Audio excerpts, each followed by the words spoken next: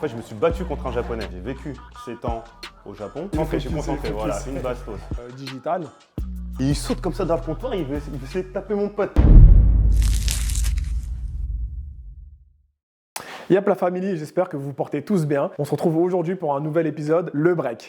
Alors l'invité d'aujourd'hui, ça va être mon frère, Teddy. Vous allez découvrir son profil qui est assez atypique parce qu'il est parti vivre au Japon et il a travaillé au Japon pour une des plus grandes boîtes dans l'industrie du jeu vidéo. Il vous en dira plus. Tout en jouant au jeu qu'il a choisi, donc qui est Battlefield 2042 pour ceux qui le connaissent. Sinon, vous allez le découvrir dans la vidéo. Je vous invite à passer sur le canapé. On se retrouve tout de suite.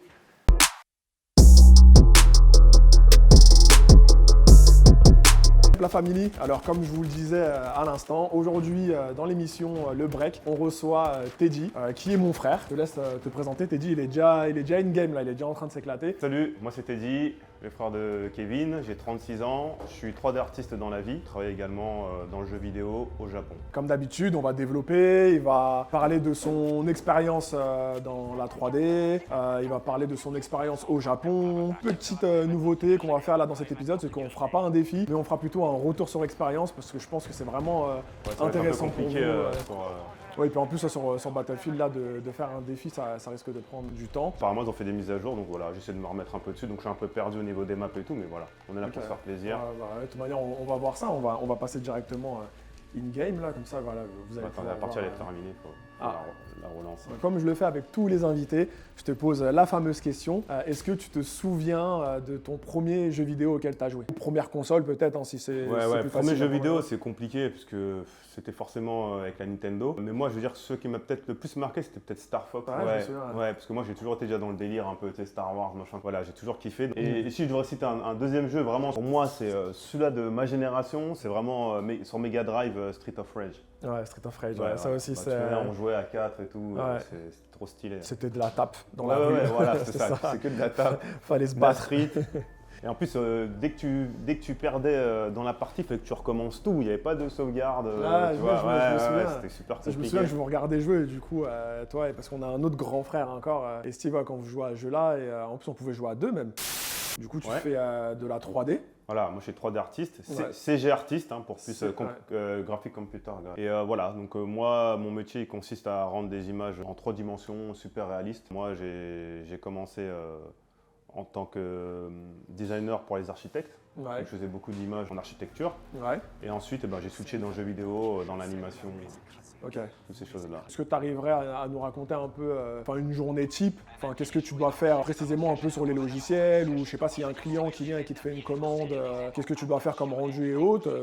Tu peux parler même directement de ton expérience au Japon, parce que Teddy, il a travaillé pour l'une des plus grandes boîtes dans l'industrie du jeu vidéo, faut le dire, qui est Square Enix, qui produit même toujours les jeux Final Fantasy. Et il a travaillé chez eux, donc au pire, voilà, même si tu peux nous raconter un peu comment ça se passe là-bas, on va prendre ça comme exemple. J'ai vécu 7 ans au Japon. Pendant que j'étais à Tokyo, voilà, j'ai eu l'occasion de travailler pour Square Enix. Donc pour préciser, moi en fait je fais pas du in-game, c'est-à-dire que je ne concepte pas le jeu, je fais que les animations, donc les cinématiques d'entrée, dans la partie même, tu as des cinématiques, et pour les trailers aussi de lancement. Donc voilà, j'ai travaillé pour Final Fantasy VII Remake, King of Hearts, Dragon Quest, FF14, voilà. C'est vraiment les gros blockbusters de ces dernières années. Donc voilà, si tu veux, mon job, moi, il consiste à faire les environnements. Du moins chez eux, c'était ça que tu étais. Voilà. Moi, je fais les paysages et si tu veux, on reçoit en fait des concepts faits à la main via des concepts artistes en fait. Et nous, en fait, on doit essayer de recréer en fait tout ça en image de synthèse en 3 dimensions. Attends, désolé, je suis concentré, voilà, une bastos. On meurt pas, il y en a un autre là. Voilà, on est là, troisième. Désolé les gars, là je suis concentré, on coupe l'interview. Pour moi, ma position, c'est que comme je parlais japonais, des fois ça m'arrivait de traduire pour certains, lors des réunions, donc mentalement c'était un peu compliqué. Un Dorian, je t'oublie pas, tu regardais cette vidéo là, mais lui il me renvoyait la balle en fait pour les assets qu'on avait à faire en 3D, donc des fois Moi, j'avais moins d'expérience que lui, en fait, si tu veux, Ok. en jeu vidéo. Ouais. Pour la question de cinématique jeux vidéo. Du coup, il m'aidait beaucoup à faire mes environnements, à m'expliquer des tips et tout ça. Ok. Et voilà, j'ai évolué au sein de l'entreprise. C'est cool, je trouve, comme schéma d'entreprise parce qu'il s'intéresse à l'employé et à son niveau et à ce qu'il peut faire. Puis après, il faut bosser aussi à la japonaise, donc c'est un peu compliqué. Ouais. C'est quoi, c'est un rythme. Parce que justement, il y a beaucoup cette légende-là là, sur le Japon, comme quoi c'est un rythme hyper soutenu, etc. Donc, toi, comment tu l'as vécu ça C'était Alors, comment là-bas c'est pas forcément hyper soutenu, mais tu perds beaucoup d'énergie et beaucoup de temps, quoi. Ouais. Tu sais, les Japonais, en fait, ils sont très. Ils vont faire de longues horaires, Ouais. mais en fait, ils vont pas être hyper productifs. Alors que nous, on va être plutôt genre, je préfère enchaîner 8 heures d'affilée, quitte à me mettre mal. Ouais. Et puis derrière, tu vois, je peux rentrer et puis profiter de ma famille, quoi. Ouais. Alors que Ouais, c'est eux, complètement voilà, ils différent. vont rester jusqu'à que le boss, tu vois, ils les autorisent en fait à partir. Ouais. En général, la culture japonaise, elle est assez comme ça. Après, c'est à l'ancienne, mais en fait, tant que le boss est là, tu ne pars pas de l'entreprise, tu vois. Ok. Et désolé, hein, c'est compliqué hein, de jouer. Et de parler en Et de parler en même Ouais, temps. Il y en a beaucoup qui me Et disent moi, ça, j'ai juste qu'ils envie ont- de jouer là, ouais. Ils ont un peu du mal à faire cet exercice-là. Faire un petit résumé là de son métier. Vous l'avez vu, hein, c'est un métier qui ouvre quand même pas mal de portes. Parce que dans notre monde aujourd'hui, on est quand même de plus en plus digital. T'es dit avec de la 3D, ils pouvaient autant travailler pour des architectes que pour des boîtes de jeux vidéo. Tu peux faire, je sais pas, des rendus pour des implantations de magasins. Enfin, Ouais, tout, tout, du tout, produit. du produit, voilà, les produits que vous voyez en 3D. Par exemple, si vous allez sur le site de Apple et que vous voulez acheter le nouvel iPhone, le nouvel iPhone que vous voyez dans les descriptions, c'est pas une photo, c'est de la 3D. Donc voilà, ça ouvre vraiment énormément de portes. Et surtout, que ce soit le graphisme ou la 3D, on peut tout faire. Ouais, c'est très complet. Hein. Ouais, c'est vraiment un truc, franchement, une fois que tu touches à ça, en plus, tu peux facilement aller d'une boîte à l'autre, avoir Ouais, des plans c'est ça. freelance dans tous les sens. Ce que je vous propose, c'est qu'on passe à la deuxième partie de l'épisode, et c'est la partie de l'anecdote.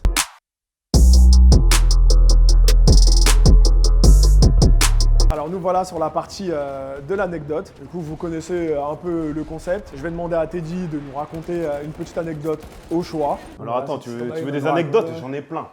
Ah, Moi, bah, j'en ai vas-y, plein, on peut faire une prends vidéo, celle que tu veux. on peut faire une vidéo d'1 heure. En fait, je me suis battu contre un japonais. Voilà. Voilà, je me suis pété contre un japonais et ça, franchement, voilà. Je commence direct, tu vois. J'étais dans un guest house en fait. Donc, tu avais le côté fille-garçon et puis tu avais un espèce de grand salon avec une télé où tout le monde pouvait se rejoindre Ouais, ici. Et un matin, vers 4h du mat, j'entends deux mecs en train de se disputer. Qu'est-ce qui se passe et tout? Je vais dans le hall d'entrée et tout. Et je vois un japonais qui met une patate à un américain, tu vois.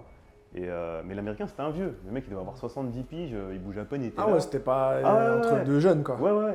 Par contre, le japonais, il est quoi? C'est un mec qui doit avoir 40 balais, Ouais. tu vois, bien trapu, bien costaud, quoi. Ouais. Je les sépare et tout. Et en fait, compte, ils se disputaient pour le PC. Parce qu'en fait, compte, les deux, ils voulaient utiliser le PC pour utiliser le Wi-Fi, quoi, tu Ouais. vois. Et je dis au japonais, mais l'américain, il était déjà dessus.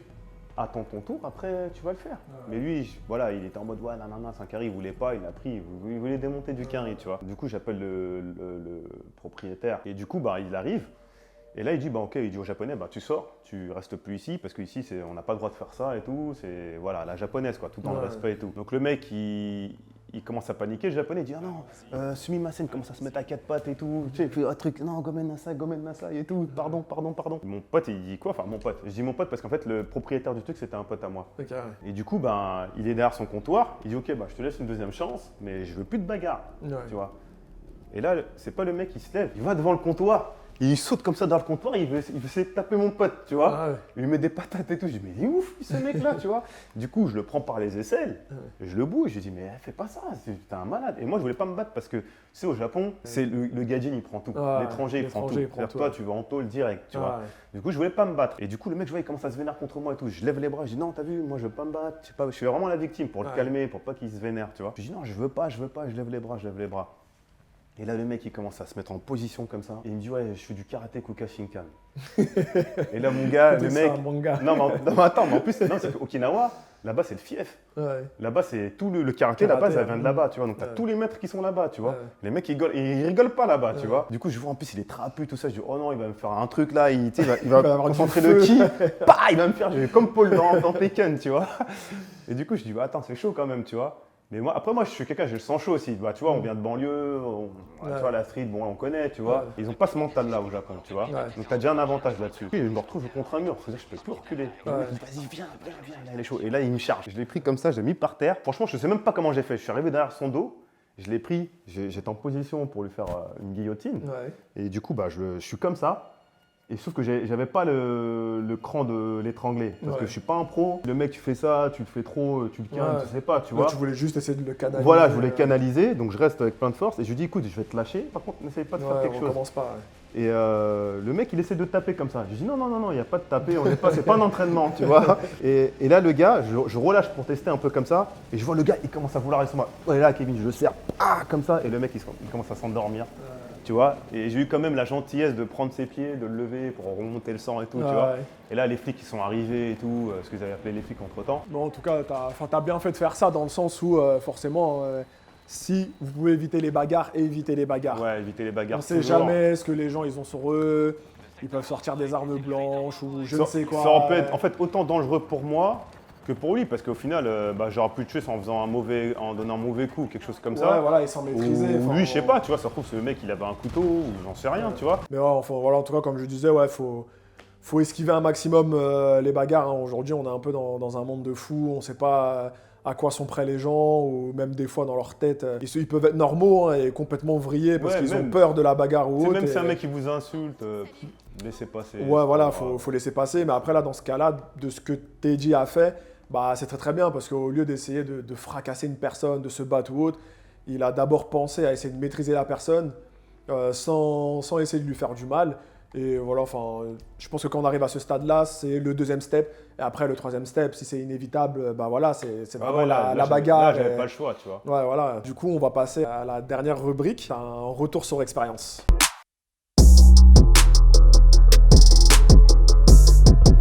Alors nous y voici dans cette nouvelle rubrique sur le retour sur expérience. Tu nous l'as dit, tu as travaillé en tant que 3D artiste. Environnement artiste. Ouais. Environnement artiste au Japon, mais tu n'as pas fait que ça. Et du coup, bah voilà, est-ce que tu peux nous raconter ce que tu as fait d'autre pour le travail? Tout simplement, si pour certains vous connaissez le jeu Just Cause, le dernier qui est sorti c'était le 4, Ouais. et ben le héros c'est moi. Voilà, tout simplement, parce qu'en fait, lorsque j'étais chez Square Enix, je faisais également aussi le motion capture. Donc le motion capture, pour ceux qui ne connaissent pas, en fait, je pense que vous avez déjà vu ça en fait dans les making-of comme Avatar ou des choses comme ça. Donc en fait, vous portez une combinaison avec plein de points blancs Ouais. sur la combinaison. Donc ce sont des capteurs qui permettent en fait de régénérer des mouvements en 3 dimensions en fait. Ok. Donc, par exemple, c'est comme ça qu'est fait le film Avatar. Ouais. Donc tu as le personnage qui est fait en 3D, puis moi, la façon dont je vais bouger, ça va le reproduire sur le personnage. Ouais. J'avais cette faculté en fait à pouvoir bouger, faire des saltos, voilà. Puis Ouais, j'ai fait pas mal d'arts martiaux aussi, du taekwondo et Ouais. tout. Donc en fait, ils m'ont repéré comme ça en fait. Et voilà, en fait, il y avait, si tu veux, Square Enix, ils ont une salle de motion capture. Si tu veux, il y a un mur avec toutes les armes, des reproductions d'armes en fait. Les armes blanches, bâtons, tout ce que tu veux. Là, moi, j'ai pris un couteau comme ça, puis j'ai commencé à le manier comme ça. Puis ils ont dit, putain, tu manies bien le couteau et tout, tu vois. Je dis, ouais, bah tu sais, je faisais des arts martiaux, j'aime bien un peu les trucs kung fu, je regardais beaucoup de films et tout. Vas-y, teste. Et du coup, ça a commencé comme ça. Les mecs ils ont commencé à me proposer est-ce que je voulais faire quelques actions. Et puis, tu avais l'équipe d'animation aussi, des fois, qui me sollicitait pas mal pour pouvoir faire aussi des personnages de Final Fantasy. Ok. Donc, voilà, on me demandait de faire des trucs avec des épées, machin. Ouais. Donc voilà, si vous voyez le trailer de Just Cause 4, et ben c'est moi. Voilà. C'est Ok, moi qui parle, c'est moi qui fais des actions quand il parle, c'est moi les actions quand il tire, quand il vole et tout. Ouais. Mais ça C'est va, moi. c'était pas trop difficile, t'as pas eu la pression, il n'y avait pas trop d'attente. Non, pas du tout. Et puis moi, ça faisait un bout de temps que je faisais pas de sport et tout, donc ça me permettait en fait de refaire un peu, c'était ma séance de break si tu veux de la semaine. Ouais. Et le truc plutôt chiant, c'est la répétition. Ok. C'est que tu fais vachement de prises, de reprises, parce que même s'il y a un truc qui pense parfait, ils veulent avoir le maximum de mouvements Ouais. à enregistrer en fait. Mais c'est vrai que tu as des moments où tu es là, tu vois le personnage en plus sur le grand écran, tu es en train de bouger comme ça, tu le vois smurfer, tu vois. Je dis, vas-y, je vais le faire danser et tout, donc c'est cool, tu vois. Mais bon, ça va 2 minutes, et puis après, il faut retourner dans. Mais ça va, t'as aimé le résultat, ça t'a fait bizarre de te voir dans un jeu, Bah de ouais, te dire, c'est toi qui fais les c'est actions, moi qui est là et tout, c'est cool quoi, tu vois. Même des personnages Final Fantasy, tu vois. De toute manière, là, on fait tourner les images en même temps. Voilà, bastos-le. Voilà, On discute, là. dans la tête. Le premier kill sur Battlefield. Voilà. Bah vas-y, pour finir ça, parce que là, moi, du coup, j'ai pris un peu la manette, hein, j'ai pris la possession de l'émission. Je te laisse une parole libre. Donc voilà, si tu veux parler un peu de ton actualité, de tes réseaux sociaux, on va les afficher, de ce que tu fais. Je sais qu'aussi, tu as une chaîne YouTube.